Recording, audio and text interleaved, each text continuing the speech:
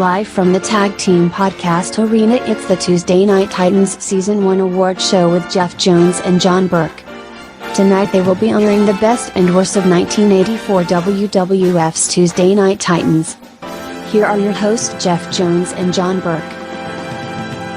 Greetings. You're looking nice tonight. I see you dressed up very dapperly for the event. Indeed I did. Put on my best Sunday's Dead Man clothing from your local Goodwill/Salvation Army. Yes, when you're doing an award show about 1984, you have to dress the period. So all clothes were provided by Goodwill. Who are you wearing? Not somebody stylish, I'll tell you that. But he did have a good snap-on tie. There you go. That's all that matters. I think that's what you need for an award show. You need a tie. I think that's what sets it over. This is true. Ties are very important. I just went with whatever fits and looks like from the period. I'm not as dressed as dapperly, but still dressed nonetheless. I tried to get to Andre the Giant's clothing, but I couldn't get in. Looking for that Alfred oversized coat that he wears on the set there. Yes, exactly. Well, the traffic wasn't too bad getting in. So no, thankfully, getting to the awards shows arena was not that bad at all. I was very pleased. Yeah, probably because of the time of day, I would think, but I don't know. Maybe not. But a lot of people knew about the event. Tickets were hard to come by. I heard scalping was going rampant and prices were a little pricey. I heard the same. I think that we did good for ourselves. We didn't have to see a scalp or anything. No. And they let us right in. Exactly. It's like they knew who we were on the list. It was all good. It's crazy. Well, this is our first edition of the Tuesday Night Titans Award Show. First annual. And annual. Maybe seasonal. I don't know. We might not get all this season 2 in 1 year. I was thinking annual was yearly, right? We're doing this every year? Well, every season, at least for TNT. So we got 3 of them to look forward to, and I don't know if we'll get to all the episodes in 1 year next season or not. There's a lot. Yeah, we can do it. We just believe to achieve. What we have on the docket for our fellow listeners? Well, coming up first, we got to pay tribute to those we lost this year. And by this year, I of course mean future. 2017. We'll come back and honor the 2 of the legends of the business that we lost this year. Follow us on social media. On Facebook, facebook.com/The Tag Team Podcast. On Twitter, @Tag Team Podcast. On Google+, The Tag Team Podcast. Email us at thetagteampodcast@gmail.com. Leave us a voicemail on the tagline 6016544 tag, that's 60165444824. You can also listen on Soundcloud by searching the Tag Team Podcast. So in 2017, we were honoring 2 of the legends, and while we did lose some wrestlers as well, I'm going to focus mostly on voice talent that we lost. And that would, of course, be Bobby the Brain Heenan and Lance Russell. Died within a month of each other, pretty much. And first, we'll do Bobby Heenan. Do you have any memories of Bobby Heenan? I think, for me, Bobby Heenan, when I think of him, I think of how sharp and quick he was. How, when he was in the ring, he would make you think he was really going to get beat. Like, they were really going to smack him. If he was just him and his partner's opponent, he would drag the referee in front or just beg for his life. Or if he was in a predicament, he could find a way to roll under the ropes and take off. That's what he did. He made you feel like he was an actual victim, even if he was an instigator or not an instigator. Also, look back at his wrestling when he wrestled way back in the day, his bumps that he took. He knew how to take a wrestling bump and sell it. And then when he did a manager and he had to take a bump, he knew how to sell that. And I thought that was really good of him altogether. His character, his gimmick, everything I thought was good. And I don't think there's going to be a replacement for him. As far as what I'm seeing so far anyway, anybody is quick, like Jerry the King Lawler. I wish those 2 would have commentated, because I think they would have been genius, kind of going back and forth. I do have some quotes. Okay, go ahead. That I did like from Bobby the Brain Heenan. A friend in need is a pest. Did like that one. And all I know about cheating, I've had 6 very successful marriages.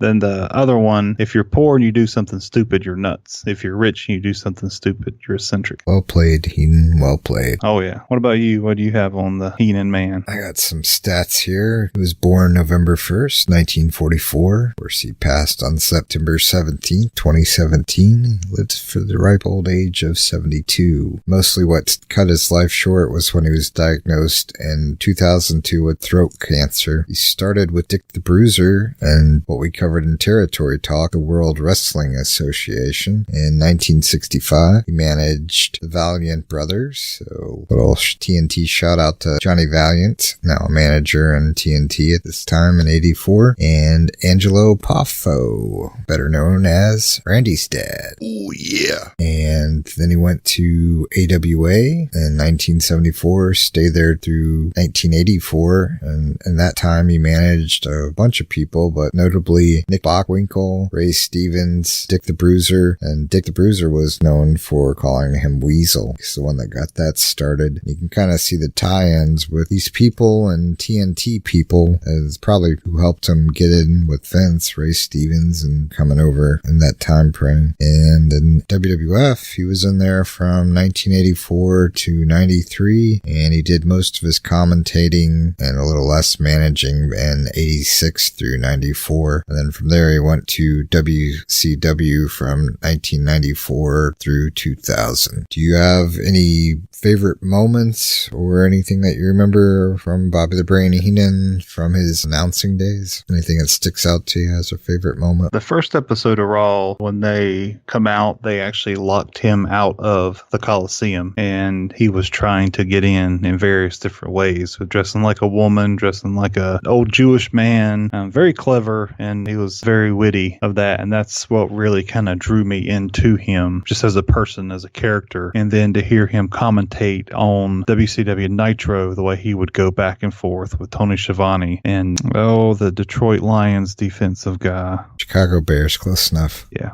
they're both horrible. Steve Mongo McMichaels. Yeah, the Magellan guy. Yeah. Him. The way that he would go back and forth, I liked. And then that kind of made me go back and kind of research his wrestling days and see how he would act, and then actually see him transition into a manager. And then, of course, you can go on YouTube and, you can search for Bobby Heenan shoots, and you can just hear everything, his life growing up. Yep, that's my memories. Him trying to get in Raw's Coliseum, that episode of Raw. I remember that one well, and my first exposure to him was Primetime Wrestling with Gorilla Monsoon, the thing that eventually took over after TNT went off the air, and I'd watch them on Tuesday nights on the USA Network, and it's well documented. Those two had some great chemistry together. But the clip that I brought to the table, funny you should mention Tony Schiavone, was from WCW Saturday Night, and it was Ric Flair versus Ricky Steamboat from July 30th, 1994. This was like 2-night battle. They recently fought in Spring Stampede 94, and this was kind of a sort of rematch, even though it was several months later. Check this out as him and Tony Schiavone play off each other. The top hand that Steamboat's trying to pry off helps force the bottom hand along the bottom of the neck there, and thus the sleeper hold, which is connected to the spine bone, which goes to the hip bone, which goes to the chin bone, to the arm. Would you settle down? The chant of Steamboat, I think the fans here are pretty much divided as to who their favorite is. Yes, half love Flair, and the other half hate Steamboat. No, that's not it. Steamboat up top! And he took it on his knees. He landed on that left knee hard. Flair's got to know that. Tony, run and tell him that Steamboat has injured his left knee. I'll hold your headset. Give me a break. I'm staying right here, and you should too. Flair, Some of your marriages, Tony, haven't lasted this long. I've had only one, thank you. You're thinking of another announcer. Shot to Mean Gene there at the end. Classic Bobby Heenan. Ouch. Classic. Rest in peace, guy. So next up on the dearly departed docket, was Lance Russell. Lance died October 3rd, 2017. One of those timely deaths. He broke his hip and he had complications days after, but probably more his daughter passed away from cancer September 29th, so he was only a few days behind her. He was born a lot earlier because he was been around the business for a while. He was born March 18th, 1926. He basically was the voice of Memphis. He did calls for Memphis from 1959 to 1988, called matches for NWA Mid-America and mainly for Continental Wrestling Association. After he left Memphis for a little while, he was in WCW from 89 to 92, and he started there March 11th. He did episodes of NWA Worldwide Wrestling with Jim Ross and also worked with Bob Caudle and Gordon Soley. And he left in 93, occasionally calling matches that year. And later on, he might be on the network. I'm sure he probably is. I just hadn't got to any of those. But if you type in Lance Russell, he don't come up at all. But he did announce for Smoky Mountain Wrestling towards the end of their existence. So you might find him on the network if you watch some old Smoky Mountain that they have up there. And the YouTube clip that I found with him with Bob Caudle, because I didn't remember him in WCW at all. It was August 18th, 1989, Power Hour NWA, and it was Cuban Assassin versus Ric Flair. So we'll put a clip of that on the website along with the clip from Jeff's remembrance of the first draw and mine for Bobby the Brain Heenan from WCW, Ric Flair and Steamboat match. Do you have any memories of Lance Russell? I have nothing on Lance Russell. Wasn't familiar with him because I was more of a mainstream guy, I guess you could say. Yeah, it wouldn't surprise me if you probably did watch some of his matches on NWA. And like I said, he was like the second man, and they didn't do too many shots of the announcers on the NWA shows that he was on the Power Hour. It was basically just the match, and you just hear the announcers. Sort of like what we get with TNT for the most part. They don't ever actually show the announcers that often. You could be right. Yeah, I'm sure you probably heard some. I did do research, but he didn't look familiar to me. Yeah, he's definitely looks like your typical guy from the 80s old man type, stuck in his ways of Memphis and stuff like that. This clip I got for Lance Russell, it is long, but to me it is hilarious. This is coming from Lance Russell. First you'll hear him introduce to his co-host that this match that was set up in an empty arena in Memphis between Lawler and Terry Funk. Then they go into the actual clip of that. So it's me introducing a clip of him introducing a clip, but it's hilarious, especially him and Terry Funk, and Terry Funk just brings it all. Without further ado, Lance Russell. I think the tape may be self-explanatory. Let's take a look at what I think I want to do is just, Yeah, sure. That's okay. Yeah. I just want to do an old opening in case this crazy thing comes off. And then if it does, we've got something. If it doesn't, all we've lost is a little time on it. So, let's see. I guess we got enough light and everything. We can pick it all down. And we'll just, I don't even know that either one of them going to show up. Yeah, okay, pardon me. Let me get rid of the cigarette. Give me a countdown, will you? 5, 4, 3, 2. This is Lance Russell standing in the middle of an empty Mid-South Coliseum. I think most wrestling fans know that Terry Funk, the former NWA World Heavyweight Champion, issued a challenge to Jerry Lawler to meet man to man. Of course, Funk had accused Lawler of having homer decisions in his battles with Terry Funk previously and with brother Dory Funk Jr. and so forth. He said, no fans, no officials, no police, nobody, you and me. I guess you just have to call it what he's looking for as a shootout. He made the challenge, asked me to deliver the challenge publicly so that it would be on record that he had challenged Lawler. Jerry Lawler later said, set it up. And so here we are. We're in the Mid-South Coliseum, 11,300 empty seats. And that's all that will be here to witness this particular bout, with the exception of myself and cameraman Randy West.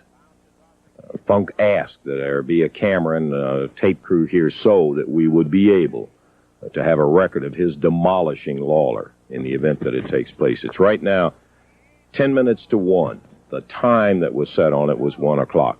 Neither of the participants are here at this time. We will just have to wait and see. If it takes place, you'll have a record of it. If it doesn't, then you will never see this. Let's just cut the camera off now, Randy. We'll wait. If they show up, we'll do it, okay? Evan, here he comes. Here he comes.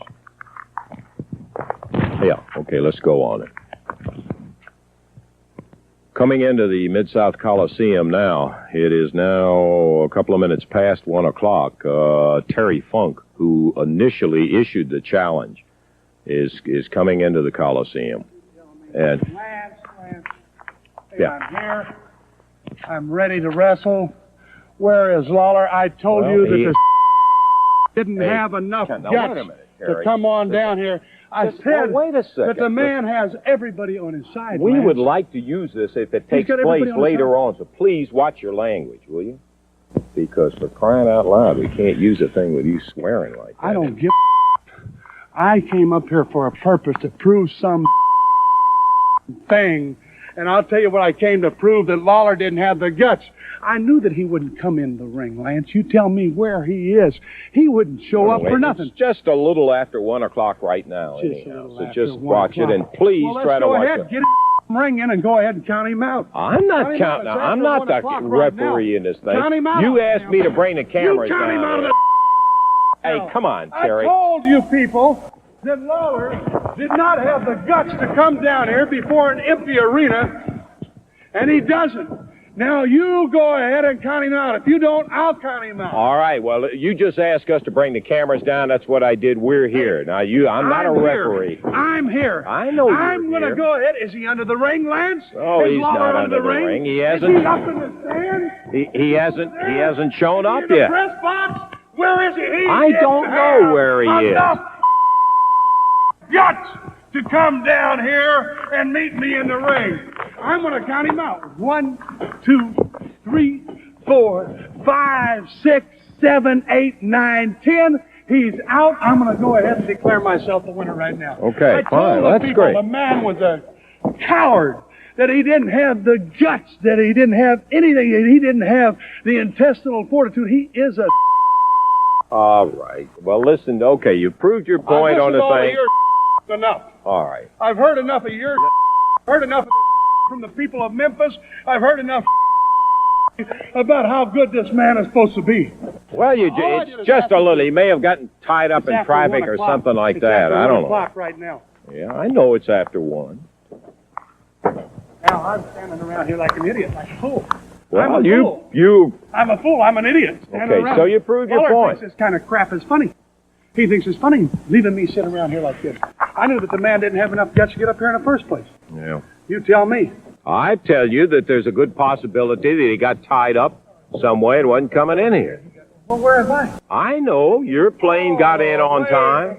I understand I that, came all the way Terry. from Amarillo. Yeah, I know that. Why don't you go ahead? Why don't you think you're on his side all the time? Hey. Why don't you go ahead and come up in here? I'm not interested in that. Will you knock that stuff off?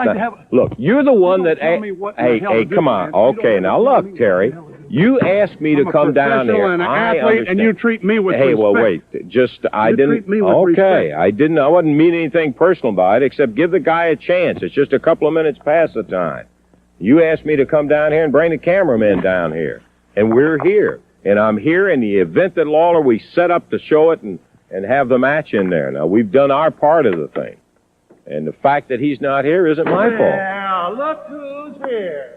There, over here, Randy. Look who's there. Well, if it isn't the clown... Okay, I'm going to get over here and get... I'm going to get... Hey, Lawler! Come on up here. I'm going to break your crown. I'm going to break his crown, Lance. Look at that fool. Look at that idiot. Don't you realize that there's nobody here? You jackass. Lance Russell, everybody. Rest in peace, boy. Wow. Terry Funk, everybody. They used it anyway. Yeah. Those are the good old days. Let me put my cigarette down.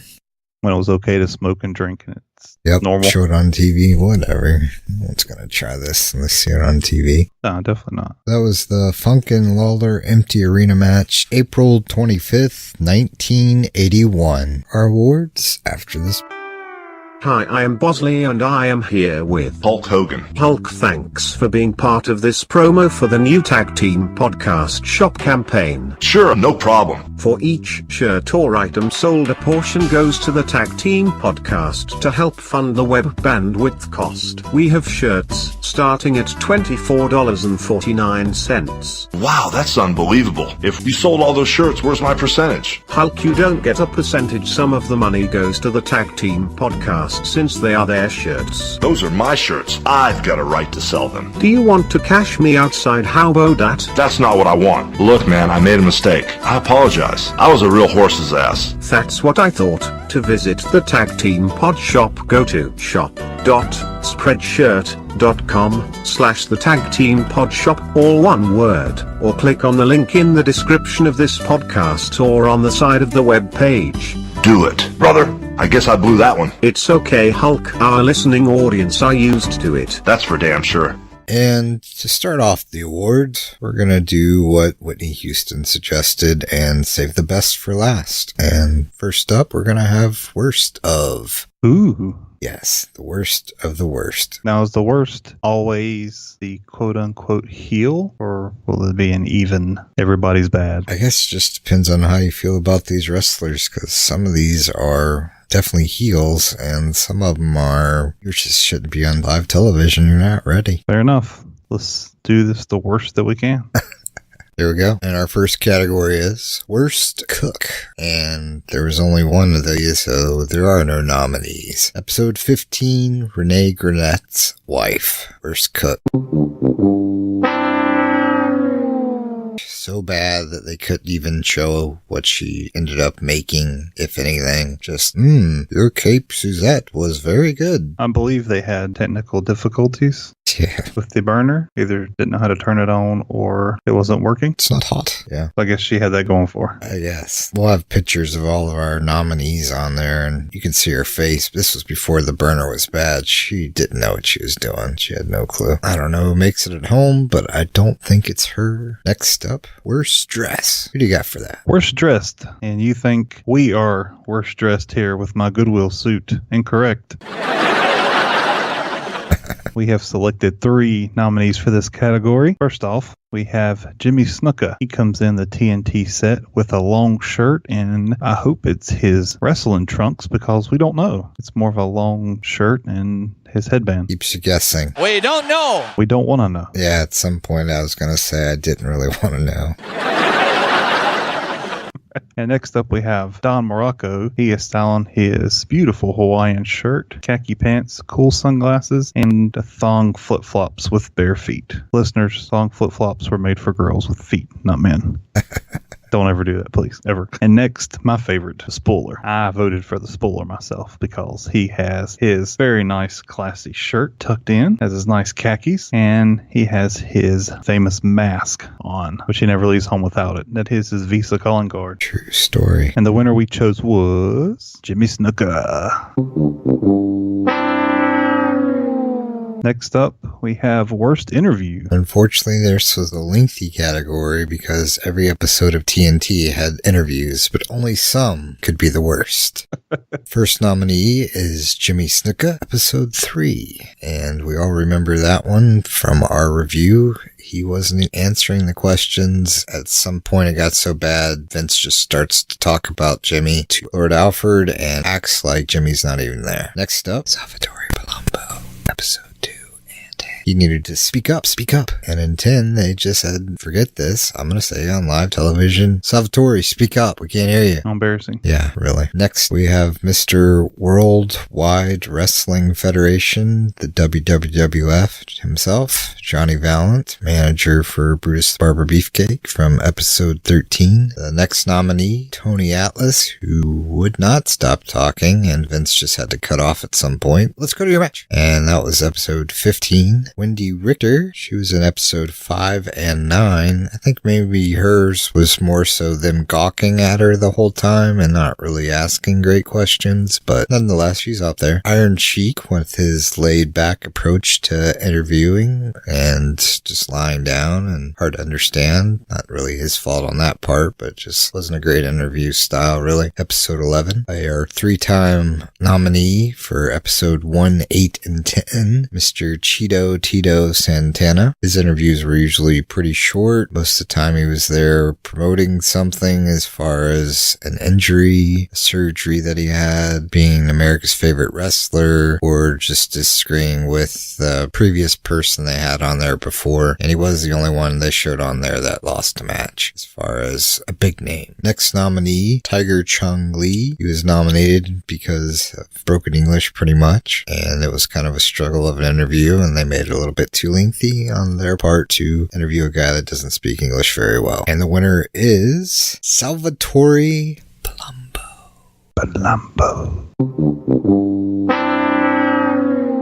Congratulations, Salvatore. Still on my boat. I too would like my boat. Next, worst commentator. And there can only be one.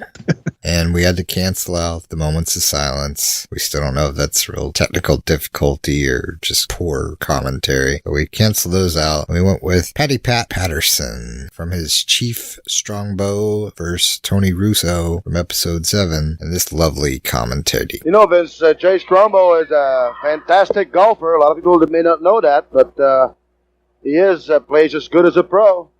If he had more time, he would be traveling with the pros on the golf course, but he prefers wrestling. That's his whole life. Well, like the vast majority of pro wrestlers, they are multi-talented. Pat, you also play some golf from time to time, do you not? Well, I try at it. I like the exercise on the golf course, chasing the ball, looking for it. Now, whether do you it's pack your lunch? Do you have a picnic when you? Well, sometime I should. Looking for the ball either in the rough or in the sand trap. I assume you give up on the water hazard. I just let it go. Oh yeah, there's a wrestling match going on. Maybe we should commentate on that. Try to build these guys up. Now let's talk about golf. I wonder if avoiding the water trap is code for anything. Could possibly be. We won't go there. And congratulations, Pat Patterson. And when we come back, the best of the best from season 1 of TNT. And now that we've taken care of the worst, let's honor some of the best from Tuesday Night Titans season 1. The best. Best of the best. Starting off with one of the many themes of Tuesday Night Titans. We had either cooking, dancing, or some type of cultural thing. And for this first category, it is cooking. For Best Cook, Episode 1, Wild Samoans, Fish Head Soup. Episode 3, Ivan Putski, Polish Cuisine. Episode 8, Tito Santana, Mexican Cuisine. Episode 9, Hulk Hogan, Protein Shake. Episode 10, Salvatore Bellomo, Italian Cuisine. Episode 12, Tom the Kid, Polynesian Luau. Episode 13, Junkyard Dog, Soul Food. Episode 15, Rene Goulet's Wife Birette, Crepe Suzette. Well, we can X one of those off already. Or can we? Could she possibly take the gamut and run Best Cook and Worst Cook at the same time? I hope so. That'd be a first for our first. Yes. First time ever. Well, we know everyone's on pins and needles. And the award goes to Episode 10, Boatman Salvatore Bellomo.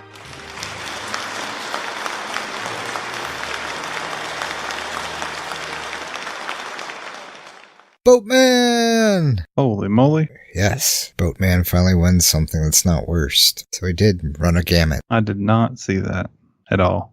Well, in all fairness, let's go through these. All right. Samoans, yes, cooked their own food. Was it really food? Debatable. Putski, cook his own food? No. Palumbo, cook his own food? Yes. JYD, cook his own food? No. Renee's wife, cook her own food? Debatable. We never saw it. Hulk Hogan made his own protein shake. Didn't really cook. Tito Santana, cook his own food? No. Tonga Kid, cook his own food? No. By default, Salvatore Palumbo. All right. See what you did there. They're all to be nominated. They cooked, air quotes, but only one cooked. True. They did actually cook. So I see what you did there. And there were some bloopers in that one, so if anyone wants to go back and see the award-winning Salvatore Palumbo for Best Cook, episode 10, people, hilarious bloopers. Not the episode where him and Big John Studd were in the same episode. Not episode 2, unless you want to watch some boats and see how he got his name. And the fact that he's trashing the WWF magazine. Yep, just pulling it apart. All right, moving on to the next category. We have Best Dressed.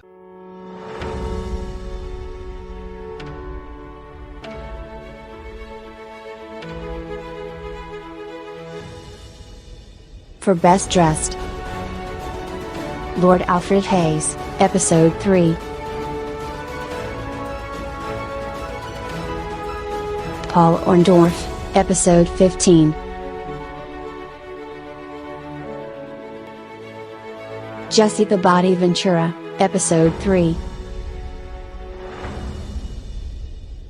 Lord Alfred Hayes and his stunning blazer, as he always wears, and his famous bow tie. Next up, we have Paul Orndorff and his stunning red trousers, and striped 80s shirt, which is wonderful. And we have Jesse the Body Ventura in his awesome, still stuck in the 70s/80s satire, and his hair. Definitely still in the 70s. And the award goes to Alfred Hayes, Episode 3.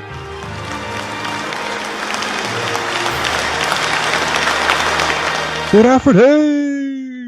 Had to. He had to dress up for every one of these damn episodes. The other people just had, Jesse had 2 and Paul had, I guess, 2 in a way. One was a vignette. I really think Alfred had the unfair advantage because he is British. Yes, it does give a little more class to the outfit, no matter what he chooses. And he is an actual lord over there. So I think that is a thing of prestige that he has to carry. So he has to keep that up. So congratulations, Alfred. R.I.P. R.I.P. All right. Our next category we have is Most Annoying Guest.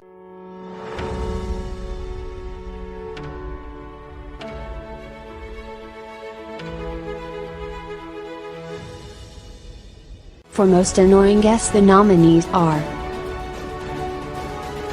Lou Albano, Episode 14.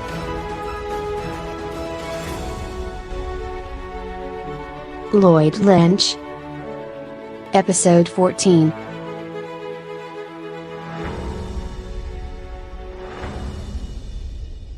And I believe we have some sound. First up, your favorite and mine, Lou Albano. As a youngster, I really got started in sports, and it was my life. You know, I lived for it, trained for it.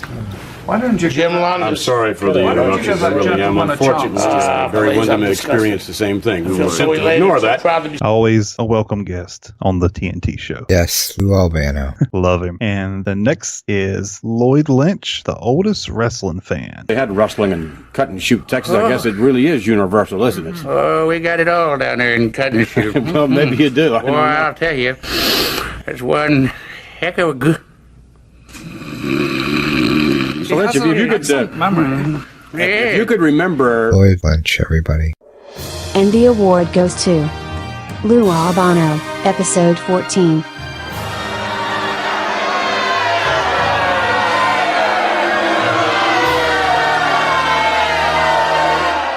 Lou Albano. I think Lloyd Lynch actually fell asleep. He couldn't make it here today. So we decided that Lou Albano wins this award. Congratulations. Doesn't sound like the audience is pleased with that decision. Well, we can't please everybody, I don't guess. This is true. But I guess the next category may bring the audience a little more joy to their black, cold hearts. Because the next category is Best Singer.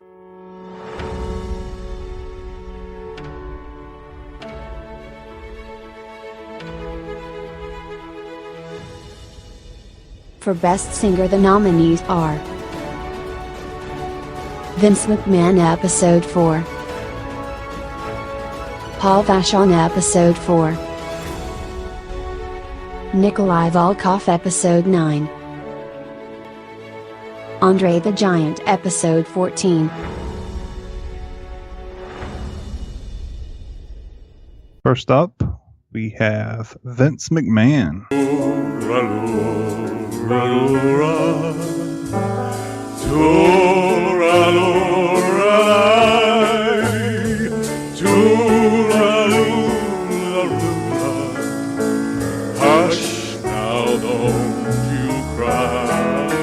And next we have Paul the Sean. Many years ago, my mama sang this song to me in words so soft and low. Just a simple little ditty in a good old Irish way.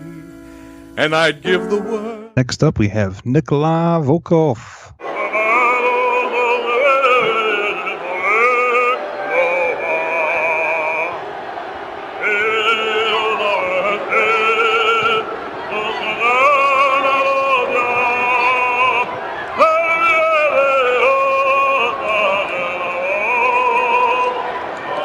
And finally, we have your favorite giant and mine, Andre the Giant. Okay.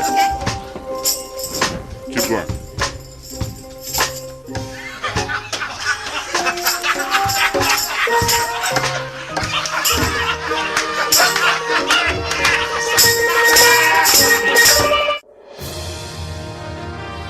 And the award goes to Paul Vachon, Episode 4.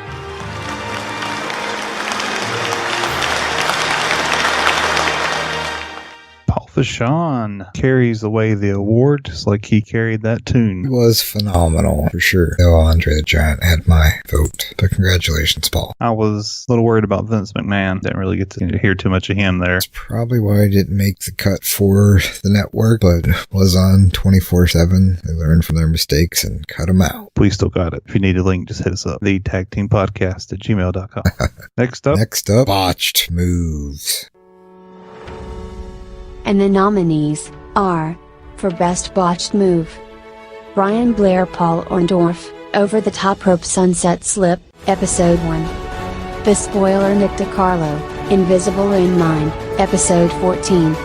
The Spoiler, Billy Travis, Top Rope Racking, Episode 15. Barry Windham, Moondog Rex, Over the Top Rope Spill, Episode 17.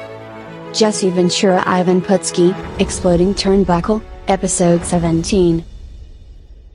So all these will be on our website on Facebook. So if you want to check them out, you can. If not, let me do a little commentary for you. So Brian Blair and Paul Orndorff, we have a sunset flip, and Blair's barely not even clearing the rope. So Paul has to help him over to be able to get the sunset flip going. And then the next one was basically all episode 17 from here. We have Barry Windham, Over the Top Rope Spill. He acts a little bit too much for the bump that he took from Moondog Rex and takes his tumble over the ropes and goes into the, at the time, metal guardrail they used to have back in the day. And then we also have the Spoiler. He gets racked in the top, and that's kind of self-explanatory. He goes right between his legs on the top ropes. He's trying to walk the ropes like The Undertaker does, and he ends up slipping and getting racked on him. And also we got the Spoiler again for Nick DiCarlo, and gets thrown into the back there. Nick DiCarlo does, and he acts like he just takes a bump like 4 seconds too late. It looks like he stepped on something and exploded on him. So that's the one for the Spoiler, Nick DiCarlo. And then the last one, episode 17, Jesse Ventura, and same kind of situation. He gets thrown into the turnbuckle and takes a 3-second delay, and then acts like he got slammed out of the turnbuckle harder than he did, and it looks like it exploded on him. And the award goes to Episode 15, The Spoiler, Billy Travis, Top Rope Racking.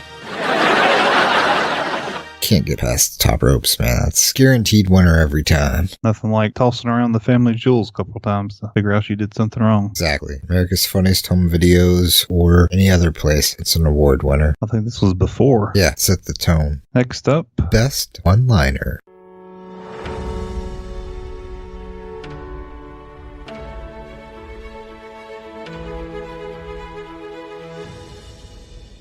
For Best One-Liner, the nominees are Freddie Blassie, Episode 12. Bobby Heenan, Episode 11.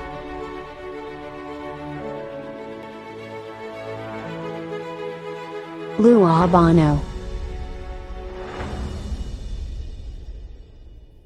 First up, we have Freddie Blassie and his epic answer to a question to a lovelorn watcher. Practicing holds, Mr. Blassie. I mean, that's not really anything that a gentleman should do to a lady. Practice wrestling holds. I mean, Oh, yeah. My second wife, I used to practice strangleholds on her all the time. Gotta love it. Next, we have the remembered Bobby Heenan, also with a lovelorn segment. You know, that's a pretty fair number when you're up there in age like that.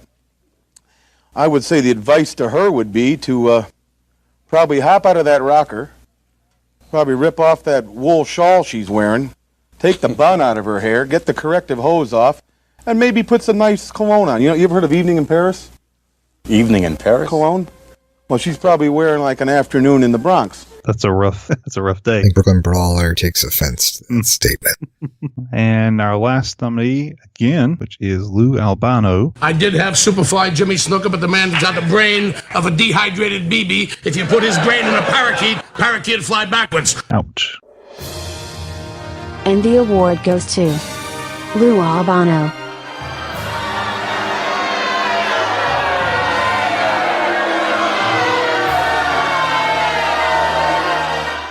Lou Albano, this flying backwards bird. Can't tell if they're saying boo or Lou. I don't know. Well, I guess we can please everybody, I don't guess. No, I definitely do not think so, especially when Lou Albano's involved. Next category we have is the best reoccurring guest.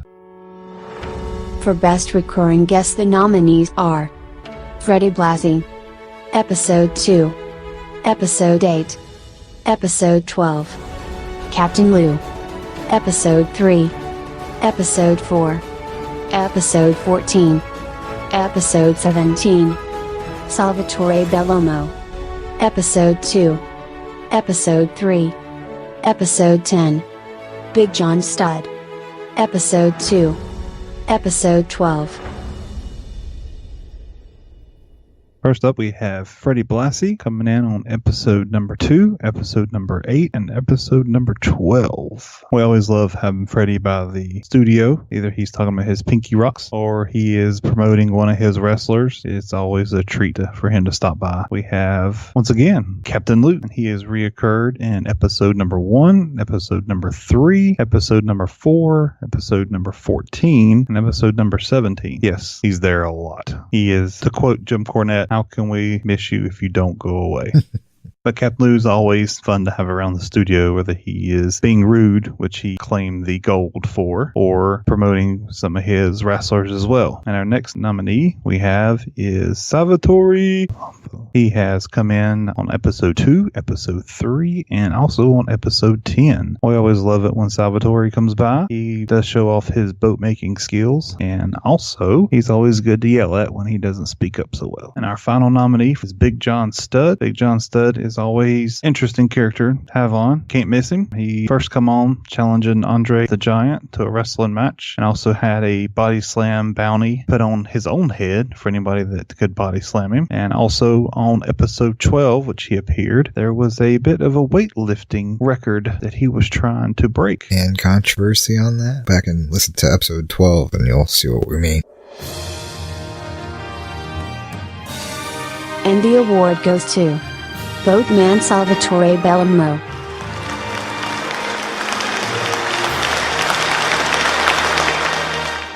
Salvatore Bellomo. He is really sweeping up this award show. I'm telling you, he's going to get his awards and sell away. Congratulations, Salvatore. Thank you. Thank you very much. Our next category we have is the People's Jobber. John, do you want to give a brief description of what a jobber is for the listeners that may not be down? A jobber. Enhancement talent. Sunshine stars. These are the people that make the wrestlers look good. Up until really the Monday Night Wars started really getting hot and heavy, you would still have your main shows with a jobber and talent that you knew, and the talent that you knew, unless it was a rare, super rare occasion, would always win. So it was not really a question of who's going to win this match, I wonder, between Ron Shaw and Big John Studd. It was, I wonder how fast this is going to be. These are the guys that make your other guys look good, and sometimes when matches matches, but when they face guys and they win matches, those other guys are either in the doghouse or really people you've never heard of. Or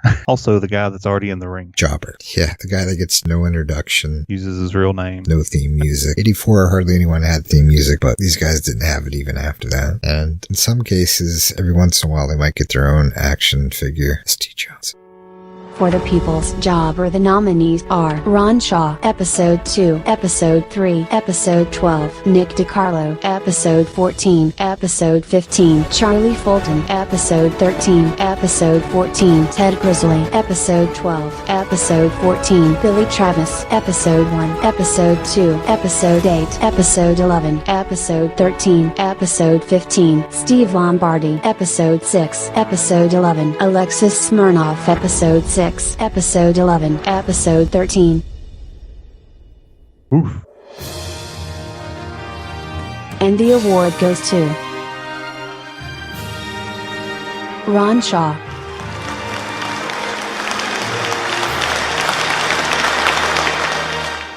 Ron Shaw. Congratulations, buddy. You finally won something. Congratulations, Ron. You did it. Go, Adrian. You did it finally. And it's not an enhancement award either. It's a real award. And next up, we have Favorite Missed Segment. Now, I'm not sure how it's a favorite. If we missed it, I'll let you be the judge. And the nominees are for Favorite Missed Segment: Kamala, Joe Friday and Fred Blassie join the TNT set Live Chicken Eating, Episode 8. JYD shows Vince and Alfred how to break dance, Episode 13. Vince McMahon and Johnny Valiant sing Blue Suede Shoes, Episode 14. WWF 1985 calendar commercial, Episode 14. Cyndi Lauper music video Money Changes Everything, Episode 17. These were very hard to pick since we saw 0 of them. Whenever we look up TNT shows, sometimes these would be on the actual original episodes, so we knew they existed. So they were hard to pick, but we were finally able to narrow it down.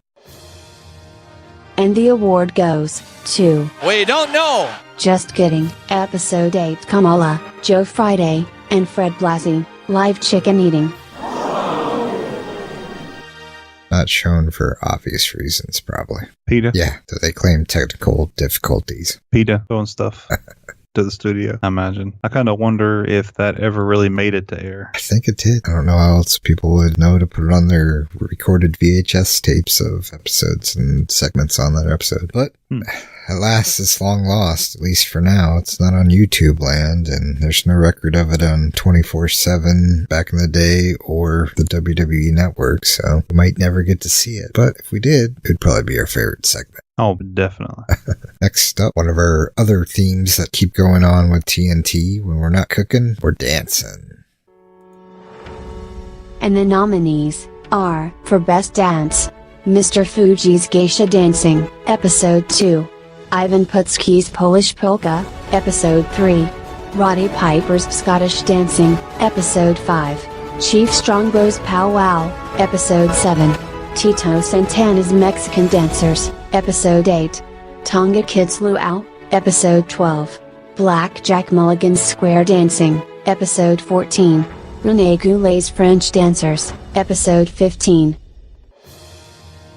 And the award goes to Episode 12, Tonga Kids, Luau segment.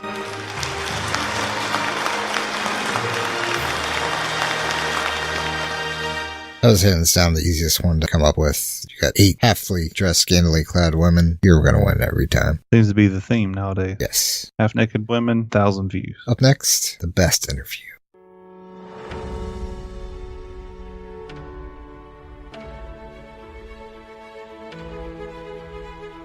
And the nominees are, for Best Interview, Dr. D. David Schultz, Episode 1. Mr. Fuji, Episode 2. Freddie Blassie, Episode 2 and 12. Jesse Ventura, Episode 3 and 17. Bobby Heenan, Episode 11.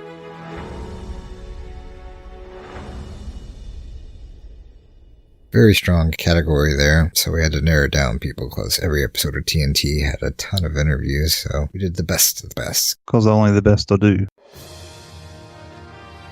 And the award goes to Episode 1, Dr. D. David Schultz.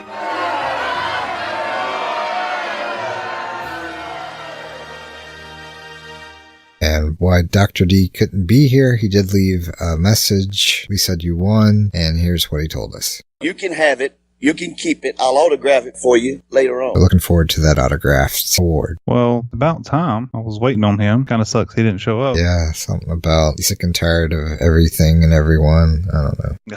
Oh, David. Yeah. All right, and that comes to our final category of the night, ladies and gentlemen. The most totally 80s moment.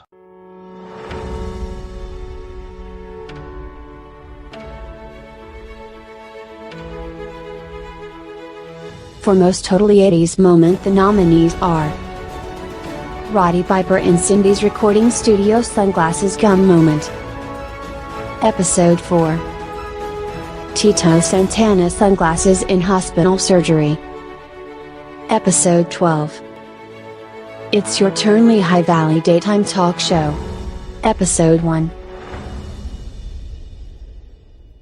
To help give you guys a visualization of the moment we're referring to, Roddy Piper in Cindy's recording studio, sunglasses, and bubble gum. We have Roddy Piper going into the recording studio of Cyndi Lauper, and once we enter the studio, everybody has sunglasses on and chewing bubble gum inside the studio. No sun, no lights, just bubble gum. Bubble gum probably provided by Roddy Piper, because when he's not all out of gum, he doesn't have to kick anyone's ass. Next up, we have John's favorite wrestler, Tito Santana, with the sunglasses in the hospital when he's having knee surgery. Now, this was kind of strange because I've had surgery, as mentioned before, and I've never got to keep my sunglasses on or even my shoes. But oddly enough, he was able to keep his cool 80 shades on. You have to be America's favorite wrestler. Ever. And finally, we have It's Your Turn with Lehigh Valley. This was a daytime talk show that exposed the bad business of wrestling. It had wrestlers on there ranging from Sergeant Slaughter to Vince McMahon to Fred Blassie to Roddy Piper. It was the next Bill Donahue, those that remember. Bill Donahue. Rest in peace. I don't know, he might still be alive. And the award goes to Roddy Piper in Cindy's recording studio sunglasses gum moment. Roddy Piper in Cindy's recording studio, sunglasses, chewing bubblegum moment. Very 80s laugh. I like it. Yes. Congratulations, Piper. Yes. Congratulations. Rest in peace. And if they ever let you back on the set, maybe we could see you again. With sunglasses and chewing gum. Definitely. Well, John, we made it through a season of Tuesday Night Titans. They said it couldn't be done. And it's done. Done. For all 5 people to get that.